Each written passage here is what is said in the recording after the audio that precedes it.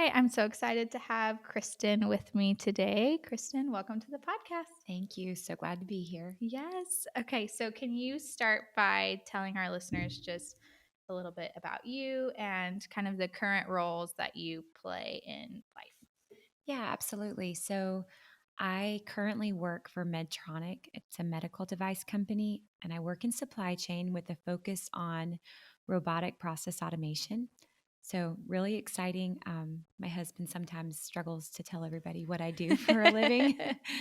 But basically, essentially, we're looking at how we can make planners' lives easier within supply chain so that they can proactively react to patient needs Okay. instead of having to react retroactively to situations that arise. Sure. Okay. So, it's kind of in the medical field, but a little adjacent Yeah, to it. absolutely. Okay. Yep. Very cool. So, how did you get started in that role?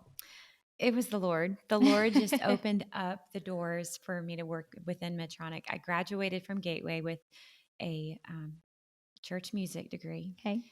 and I ended up working for Medtronic as an admin at a few years into our marriage as a marketing admin, and I actually got laid off. Okay.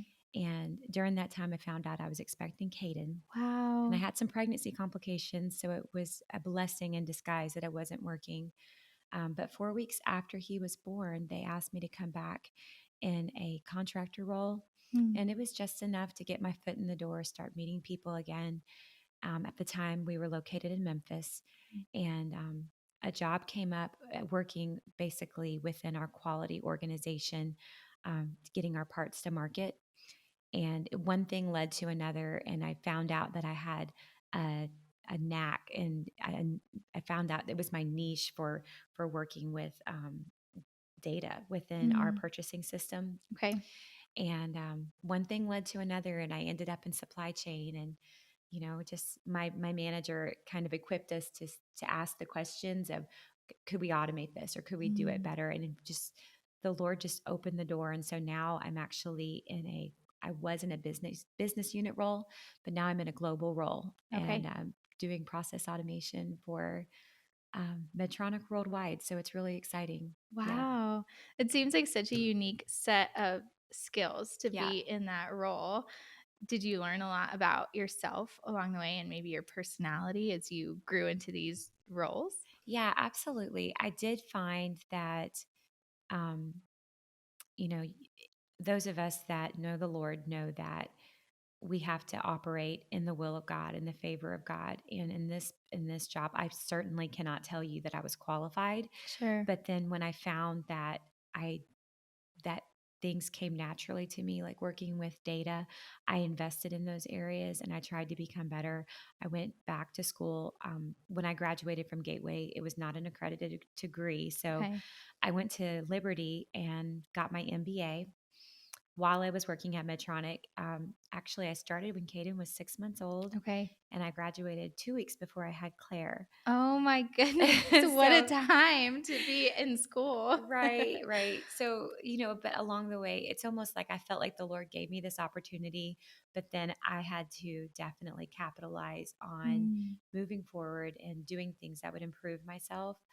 Um, and having the courage to walk through the open doors, because I Mm. was working in the quality IT organization, and then when the opportunity came to work within supply chain under my current manager, going from work, I've been at Medtronic for right around 11 years, Okay. and 7 of those years were in IT. Mm. And making the move to a different business unit is Yeah. almost like making a move to a different company because it's Mm. such a drastic culture change.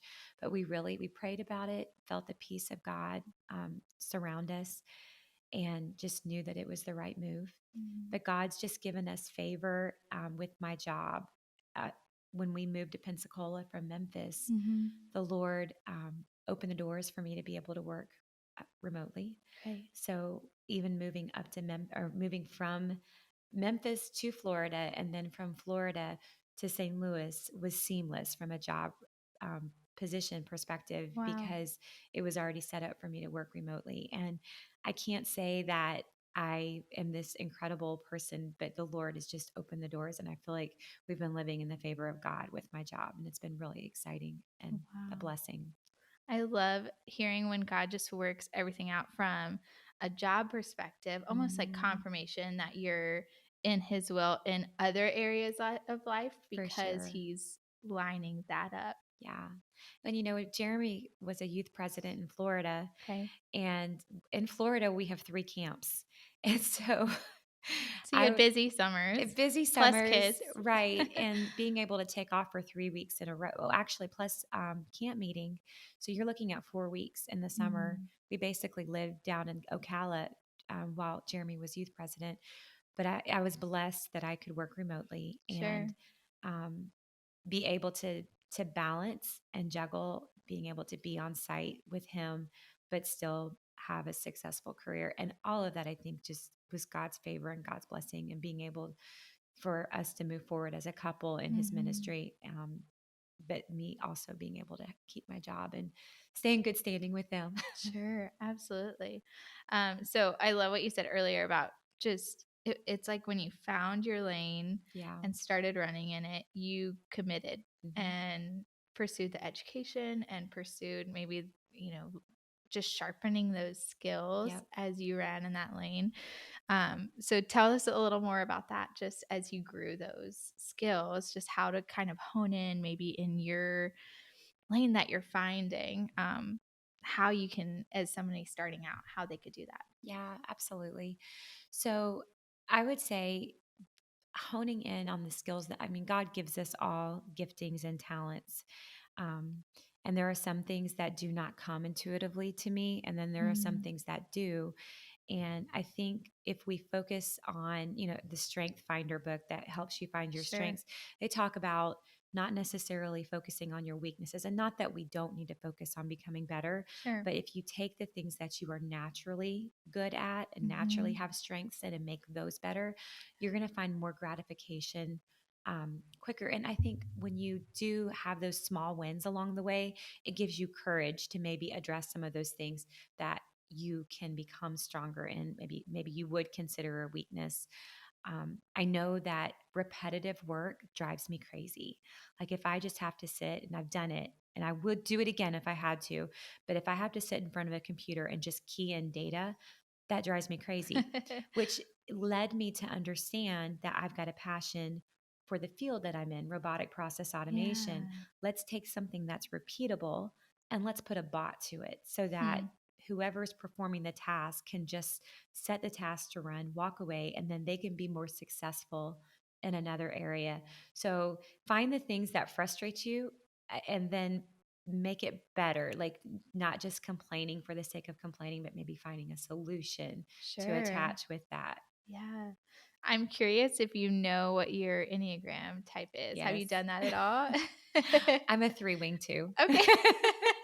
I am married to a three-wing too, and as you're talking, I'm thinking he would adore that work. Yeah. The efficiency piece of it, Yes. and, that's so cool that that comes so naturally to you. Yeah. It does not come naturally to me at all, so I'm in awe of those of you who are great at efficiency because it Uh, takes me, twice as long as it takes him to well, do I'm anything. a wing too, so I would be Sure. happy to help you. let Wonderful, me I'll be calling you.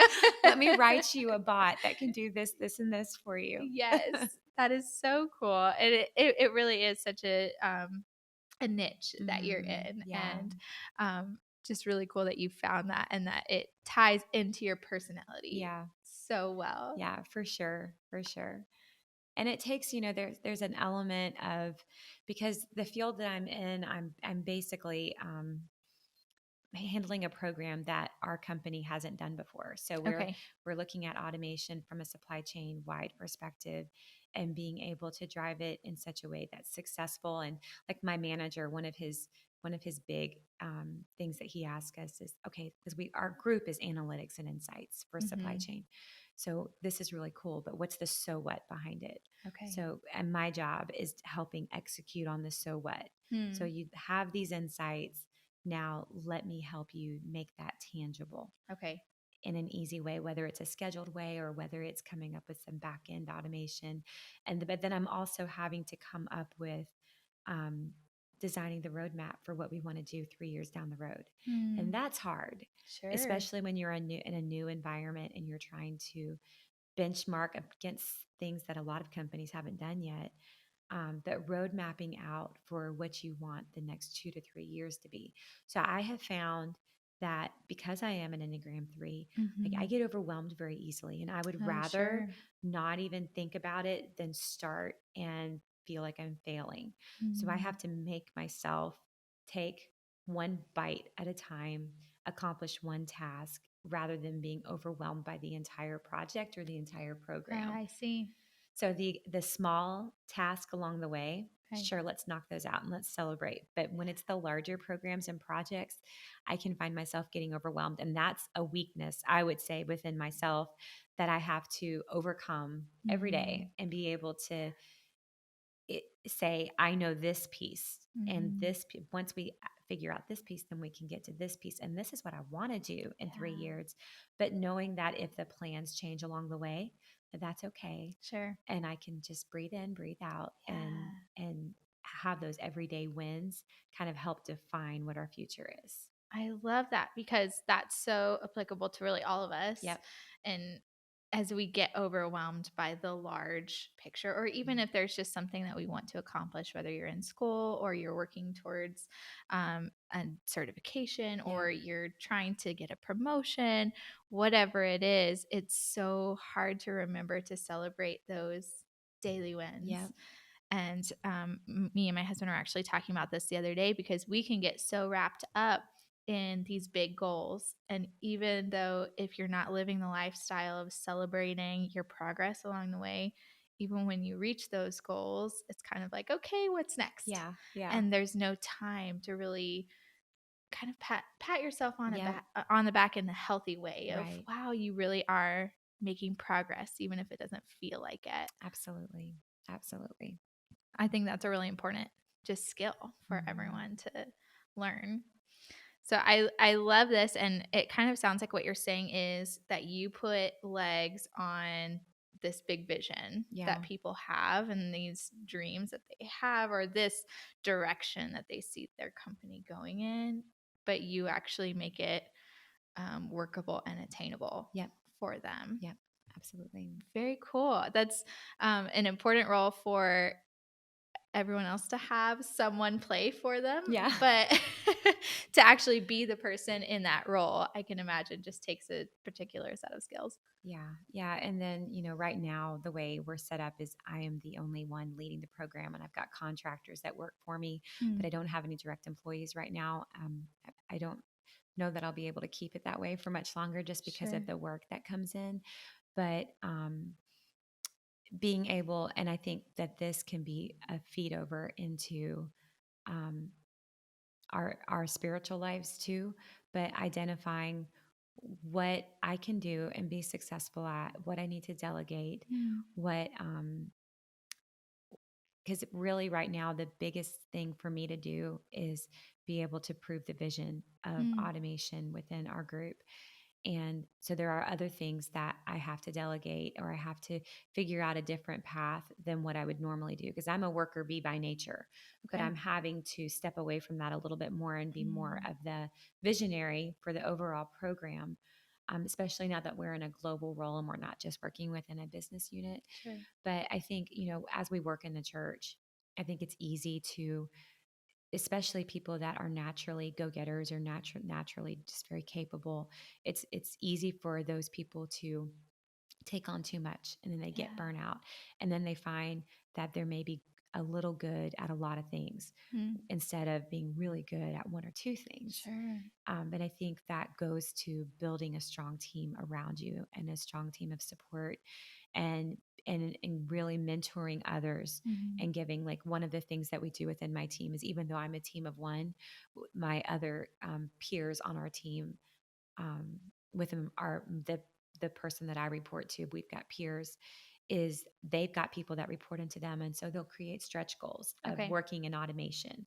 Very So cool. it feeds over in identifying where we can give other people opportunity to learn Mm, and grow. sure. And, just like in the church, we've got to constantly be providing opportunities for people to learn if we Sure. want the church to move forward. So, Yeah. Is that something that you have had to learn over time, or does that come pretty naturally to you to be able to see other people's strengths and weaknesses and know how to place them on a team and how to yeah. encourage that team atmosphere? Yeah, I would say that it's not something that comes. And once I have faith in that they can do their job, I'm all Mhm. about equipping them and empowering them.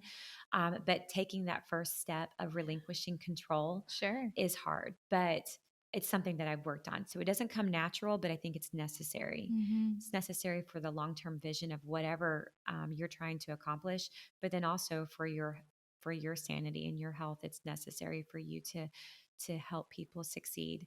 um, I will say that the most fulfilling thing that I've ever done is, especially you go step away from the corporate world and you go into youth ministry. The most fulfilling thing I've ever done is feed into young people and see them Mm. blossom and see them grow. Sure. But it's a little bit different in the secular world because, especially if your um, name is attached to a project, you want it done right, and Sure.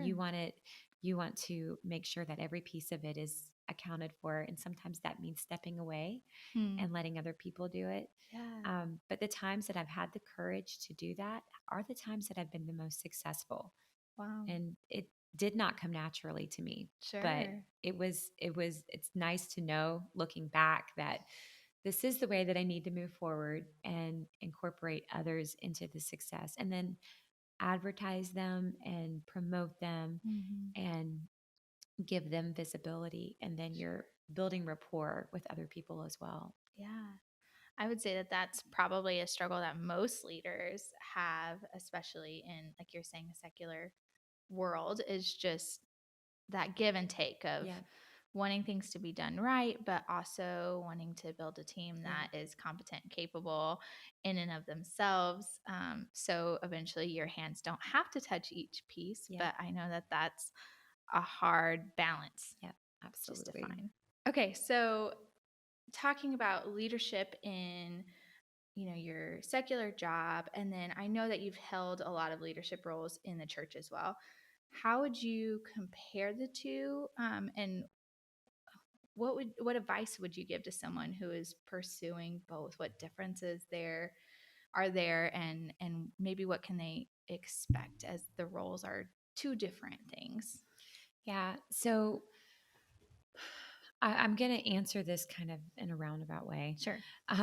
Whenever I first found out I was expecting Caden, I wasn't doing near the leadership that I'm Hmm. doing now. And I had a freak out moment because on paper, I need to be a good wife. I need to be a good mom. Yeah. I want to be a good employee. At the time, I was leading the youth music at our church. Um, I was also helping out with the sanctuary music, and we were on the youth team. And I felt like, and you know how it is when you're on the youth team, Hmm. whatever he's involved in, you're right there with him. So Sure. he might not be there for my youth music practice, but I was there with him at whatever event. Sure. But I met at this time, we were on a youth team in Memphis, and I met with our youth pastor at the time, who is Jason Huckabee.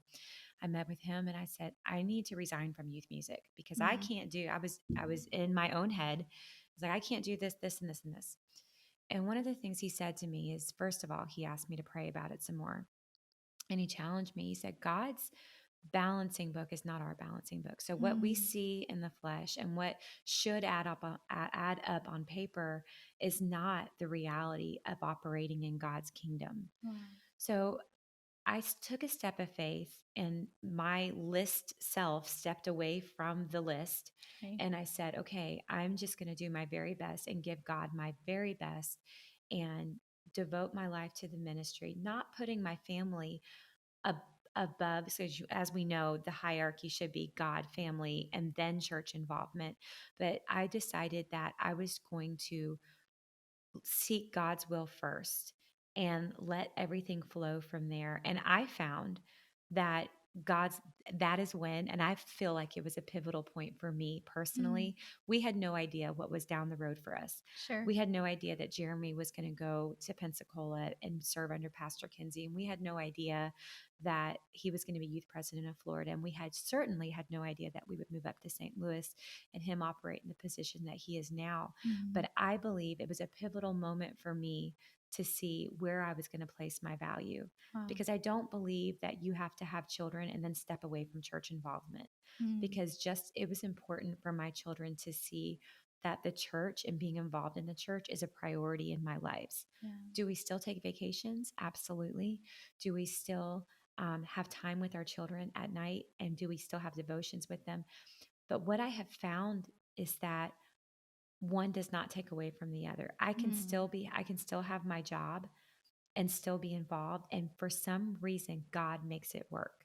It doesn't make sense. If I look and I list out everything that I'm involved in on paper, I should be completely overwhelmed because it doesn't Wow. make sense that I should be able to juggle what I'm juggling. But God's grace is sufficient. And I feel like the sermon, I think we've all heard it preached, but that God gives us grace for today. Yeah. He doesn't tell us about tomorrow. If I would have known what was on our plate in the future at that moment when I was Yeah. making the decision on as a youth team member to stay in ministry or to hang up my hat and only be involved in a small portion of ministry that I told God that he could operate in my life with. Mhm. I don't know that our lives would have gone down the same path because Wow. we made some commitments and some priorities that God was going to be before my career, Mm. and that our ministry and where God wanted to take us was going to be before our career. But what I have found is that God, and if God asked me today to walk away from my job, I would do it because my walk with the Lord and what he wants us to accomplish in the kingdom means so much more to me than Mm. any success that I would ever obtain at my job. Sure. But right now, he has put his stamp of approval on my job and he's given me favor. And every time that I think things are going to fall through the cracks, his grace is there and Mm. he helps me. And it's just if I had time to sit here and tell you the entire story of how things evolved, it is so evident that God's got his stamp of approval. And if God removes that, and if he says, I want you to do this, this, and this, Mm. then my, ever since that moment where I felt like the Lord just kind of opened my eyes and said, hey, view things through spiritual lenses and not through the lenses of this world. Ever since then, I feel like I've made a decision of prioritizing him, and not just prioritizing him in one area of my life, but prioritizing him in all areas. And then God would direct. And he has, and he's blessed us. And I'm Mm. thankful for my job and it fulfills me. But I would say that it's all interconnected, Yeah. and it's been a blessing. And for us, it's been something that it is great that my daughter can see that I can be involved in church and then also have a successful job. It's not one Yeah. or the other. It doesn't have to be one or the other. I love that. And just as you're talking, you know, you can feel that you prioritize God in every area, but then He kind of gives the increase Yep. and allows you to operate in all of these different roles that Yep. He's called you to. I know you just hinted at it, but could you look back and do you have hallmark moments where you know that God made a way in your career specifically, just Yeah. that He kind of, you felt that stamp of approval over what you were doing at your job? Yeah, absolutely. So, when I, ironically enough, when I first started working remotely, I made a certain amount and it was a blessing. But ever since we moved to Pensacola and took a step of faith, my husband, when we moved to Pensacola, um, he walked away from basically owning his own accounting, his degrees in accounting, and the manager was planning on turning over the business to him, and he could have made a significant amount of money, but we chose at that point, and we went into a youth pastoring position. And while it was a So you're blessing, making just as much, right? not quite. It was a blessing, but it definitely was not what was in our scope of horizon of what Sure. we could have financially been at. But the Lord just within to within a year and a half, doubled my income. Wow. And ever since then, I mean, I've gotten 2 promotions. And when I tell you that it's just God, it's like he puts this, I've gotten put on high profile projects that I didn't ask for, Mm. and I just do them. Yeah. And I'm not doing anything special. I'm just doing what's you should do, Sure. getting things to completion and communicating. And I've gotten a lot of visibility because of that, and it's all the favor of God. Yeah. And so God has blessed us along the way. And matter of fact, right before we moved here, God gave me another promotion. Mm. And it's just, and I don't say that bragging, because if God can do it for me, he can do it Mhm. for you. He can do it for, and that's why I say, trust him Yeah. in every aspect, give it all over to him, and God will provide the increase. Mhm. And if it is his will for you to walk in a decrease season, Sure. I got laid off from this company when I first started, and I was devastated. I it was one of those things where they lay off the last person hired within a role. But had I not been laid off, I was working as an admin in marketing. Where I'm at now, I never would have gotten there. Mm. I can tell you right now, my brain never would have made the jump to jump Sure. from working in marketing as an admin over to the area that I am in now. I found my niche. It absolutely feels like this is where I'm supposed to be. It was God's will for me to walk in a decrease season for a while. Yeah. And financially, it wasn't fun. Mhm. But and especially finding out I was expecting my son right after, and I Yeah. carried our insurance, and I didn't know how it was going to work out. But once again, God's favor is constant, whether it's what we think it should be or whether it's, I mean, looking back now, if I had preeclampsia with Caden, and if I Okay. had been on my feet while I was pregnant with him, Mm. I got hospitalized twice just being at home. Yeah. So the Lord knew. And Mm. so even when God comes in and says, okay, I'm going to take this from you, I trust him just as much in the seasons of decrease as I do in the seasons of increase. And right Mm. now I'm in a season of increase with my job, but that doesn't mean it's always going to be that way. And I have to trust him just as much. It's like that song, he gives and takes away.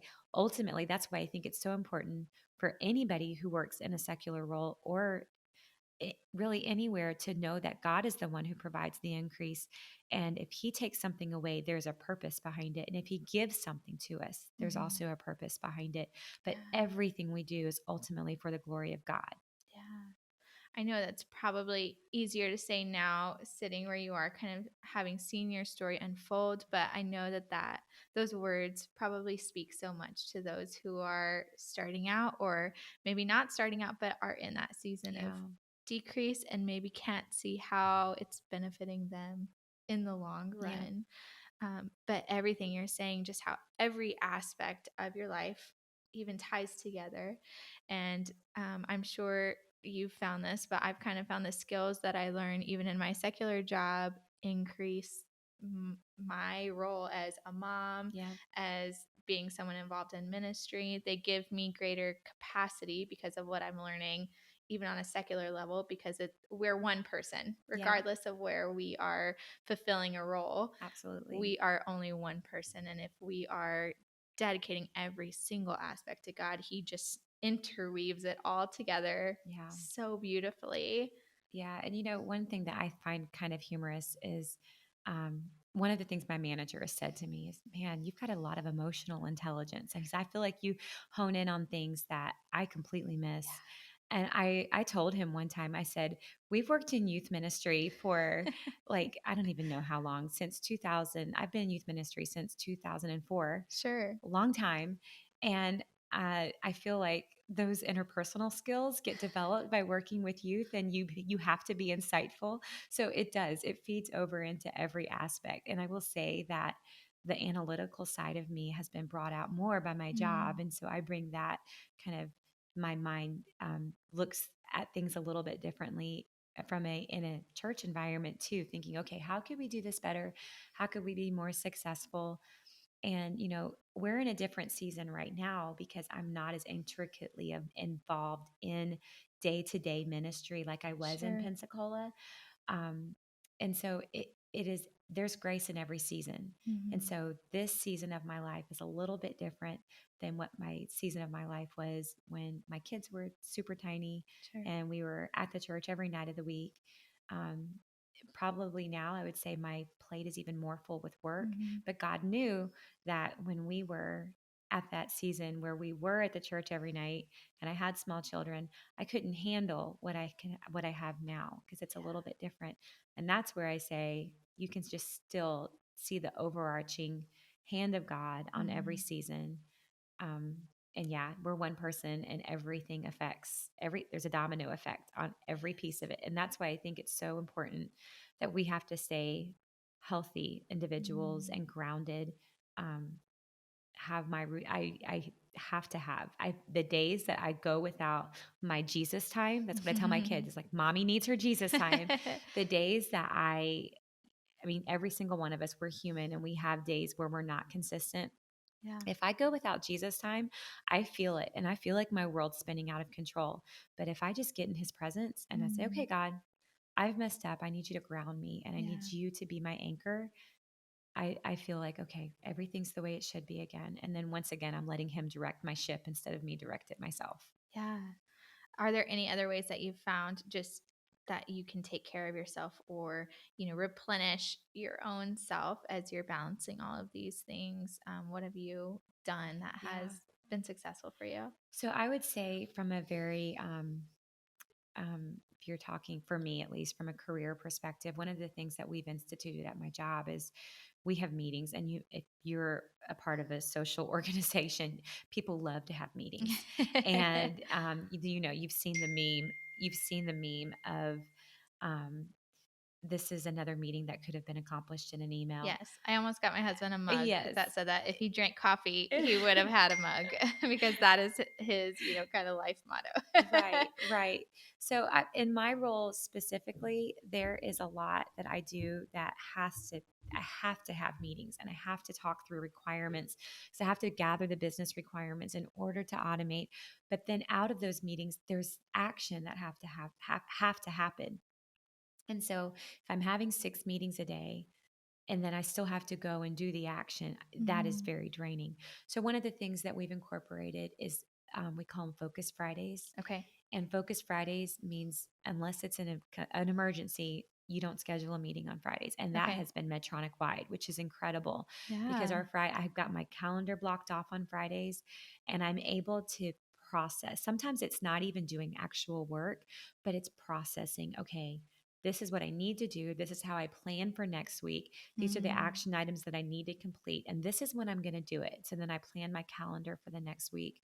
But being able to give yourself that time um, to process the week and Mhm. especially if you're not only acting in, I call it worker bee mentality. I'm in the position right now, I'm having to do both worker bee and visionary.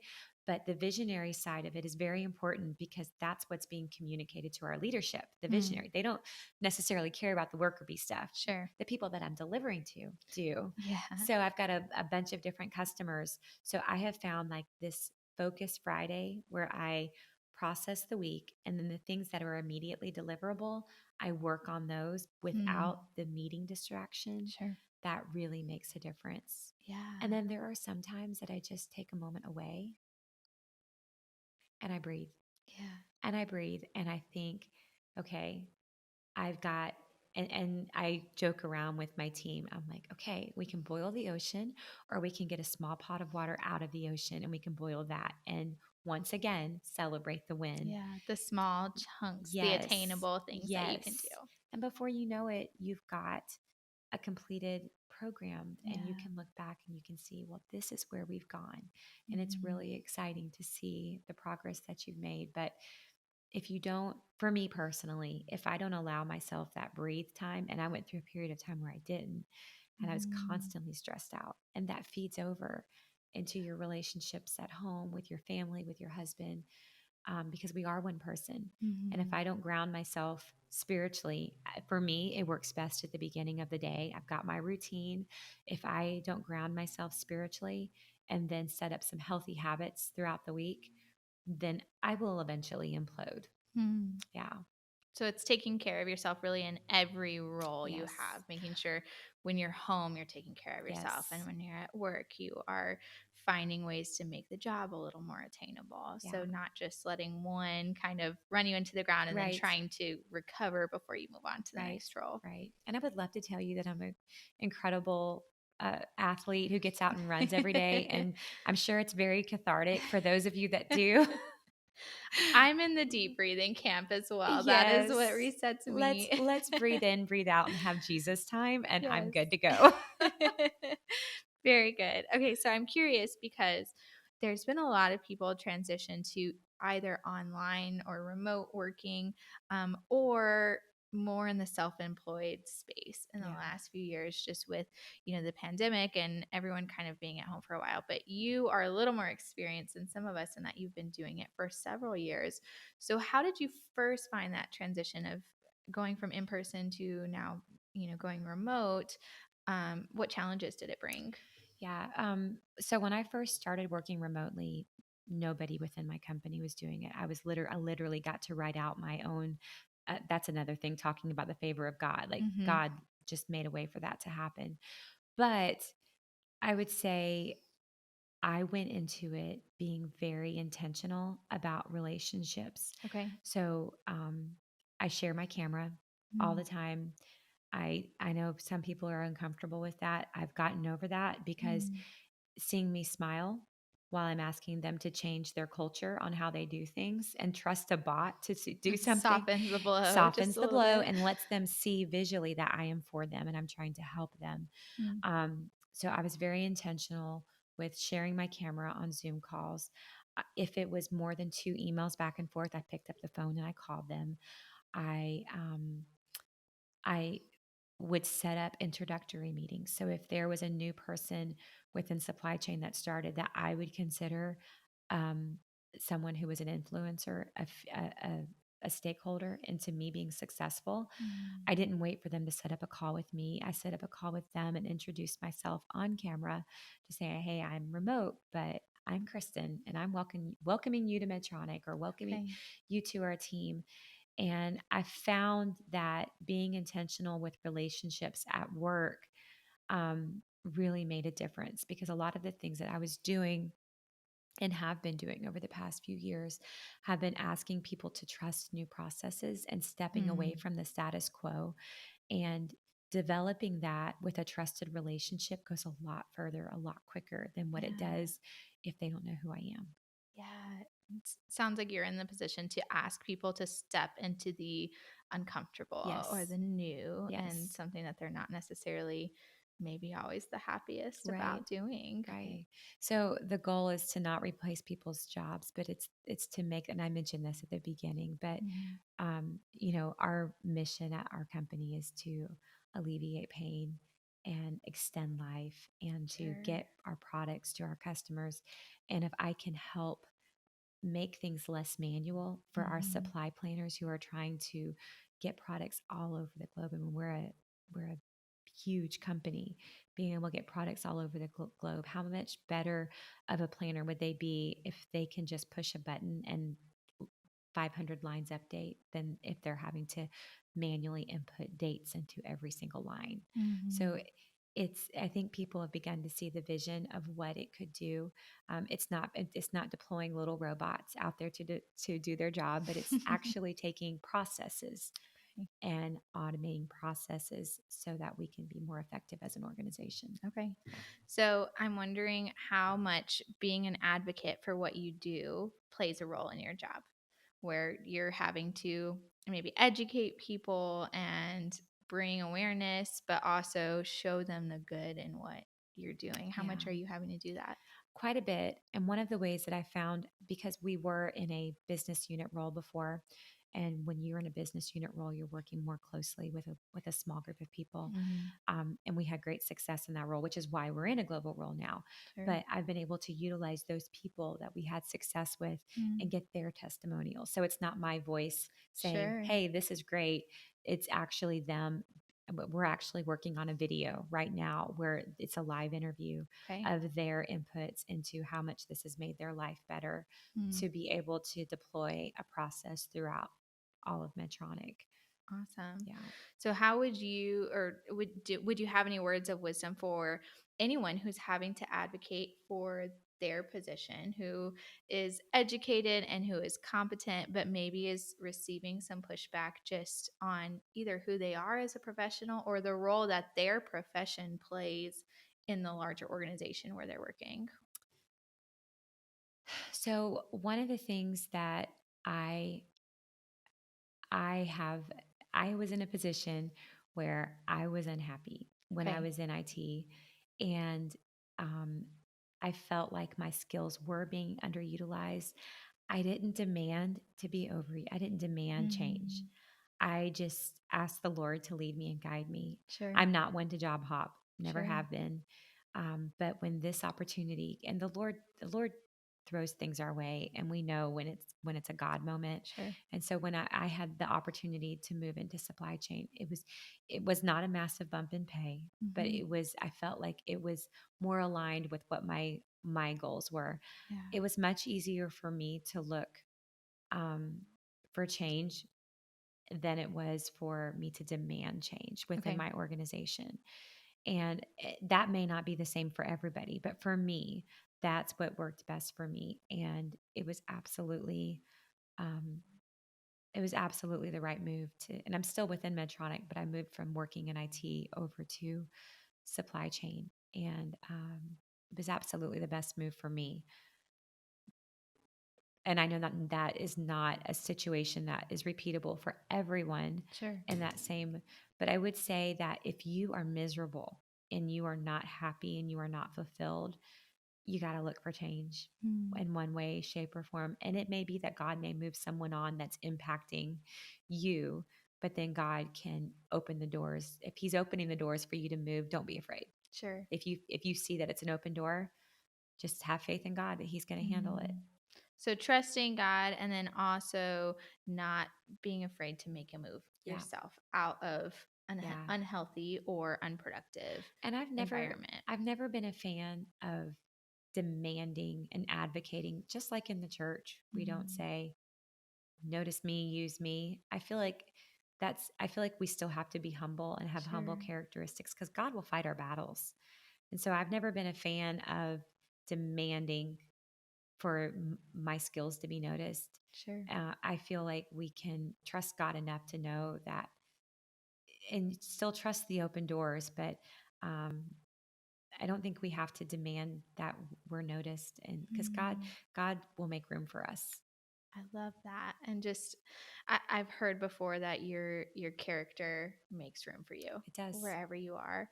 And it sounds like that's really what you're saying is just putting your best foot forward, knowing the skills you have, and then trusting God that everything is going to work out Yeah. in the way that it should for your path to keep, Yeah. growing and to keep going in the way that it's Exactly. supposed to. Exactly. And just like you mentioned before, we're one person. And Mhm. why would I trust God in one area of my life, but not trust Him in another area of my life? Sure. So I think we make a mistake if we look at our careers and don't put God in the center of it because Mhm. it's just like we were saying earlier, He can give us the increase or the decrease. It's Yeah. all up to Him. So it in my career, I still operate as a Christian. Mhm. And everybody knows I'm a Christian, and I'm not going to put my testimony at risk by acting out of a Christian character. I'm going to stay a Christian and ultimately I want to be a light to everyone that I impact, whether it's Yeah. virtual video camera or whether it's in person. I still have a responsibility to Mm. positively impact those around me. I love that so much because I know that so many people struggle with how am I being a Christian in my workplace if I'm not actively saying that I am. But like you're saying, that light goes before you and the impact that you have on people stays there, regardless of whether you are overtly telling them about yourself or not, or sharing your testimony or sharing your life story. They know who you are and Right. know your character. Right. You've given us so many words of wisdom today, but I wanted to just recap on a couple of them. Just being intentional with your relationships at work, even if you're remote, even if you aren't working directly with a team, but also taking initiative in those relationships. You're saying, showing up on Zoom and being the first to call and initiating those Yeah. things. I know that's so important. And just the way that you talk about your whole life being integrated and keeping your priorities straight in every aspect of your life, but also taking care of yourself, whether it's at work, whether it's at home, and building those little times for you to breathe, like you Yes. said, maybe get a cup of coffee, whatever it is to kind of rejuvenate Yeah. yourself and keep you going in the roles that you're in. Is there anything else that you would love to share today? Just as we're wrapping up, any particular challenges that you faced, or any particular successes or words of wisdom that you'd like to share? I don't know that I have any words of wisdom. You've already shared so But many that how can I ask? you know, I do think that I pray for my job. I pray for those that I work with. Mm, I pray for God's favor. I know this may sound silly, but if I'm on a project, I pray for God's favor on that project. I pray for Him to lead me and guide me and to give me the words. I don't go into, if I have a meeting, a big VP meeting, you better believe I'm bringing that before the throne before I get sure. on Zoom. I'm like, hey, Lord, I need you to help me because, Yeah. the Bible, the scripture, it's not by might nor by power, but by your Mhm. spirit. I believe that He equips us for every area of our life. And I think if we ever get to the point where we think that it's all about me, I used to tell my youth girls all the time, before we got up on the platform to sing, I made, not just the girls, the guys too, I made them all say, it's not about me. It's not about me. It's about Him. Mm. And I think just as we would say that in the church, it's the same thing in the secular world. It's still Mhm. all about Him. Yeah. This world is not our home. And if I ever make my career the central focal point of my life, then I've gotten off kilter. And that's when that decrease may come. So I need to make sure that I'm grounded in the right way, making sure that I live my life as a testimony unto Him and trust Him, whether it's good or it's bad. Trust Him Mm. that He will lead us and lead me and guide me.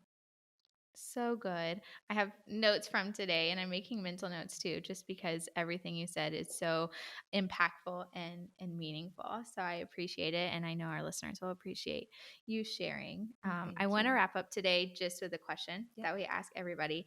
And it can be just knee jerk reaction, whatever it comes to Okay. mind, serious, silly, whatever. What is saving your life right now? Coffee. I would say that 60% of our guests Is it? say Yeah. coffee. Yeah. I didn't drink coffee before Claire was born, but she Okay. drove me to it. You had to have something I to had get. to have something. No, I will say, and I am so thankful for the relationships in my life, my Mm, friends. It's been a rough week, yeah. and the people in my life, I've been very, even more so intentional than other weeks to make sure they know how impactful they are to me. Mm, Deanna and Natalie, the Lord knew. And I said it, I yeah. put a post on Facebook. I was like, the Lord knew we needed each other, and we do. And it's been, the Lord has just put the right people in my life for the right seasons. And um, we are who we hear the old saying, we are who we hang around. But really and truly, every friend that we have weaves a cord into our overall tapestry. Mm, And those relationships, I am so thankful because we need each other and we need to support each other and we need to cheerlead each other on. And mm. every success that you have, Ellery, I'm going to be on the sidelines, woohooing as loud as I can. And every success that all my girls have, and those who aren't my girls, I want you to become my girls. I'm a sanguine, so Everyone listening, you're now one of Kristen's I'm girls. cheerleading you on. Yes. 3 wing too. The two is coming in strong right here. I'm going to help you achieve. Love it. Well, yes, I think those relationships, like you said, are so important, and being intentional about them in every aspect of life just fuels us, keeps us Yes. going, keeps us connected, and we all need that for Yes, we sure. do. Yes, Yes. we do. Well, I'm grateful for you and that you agreed to come on this Oh, thank podcast. you. So thank you again, Thank and you. we appreciate it.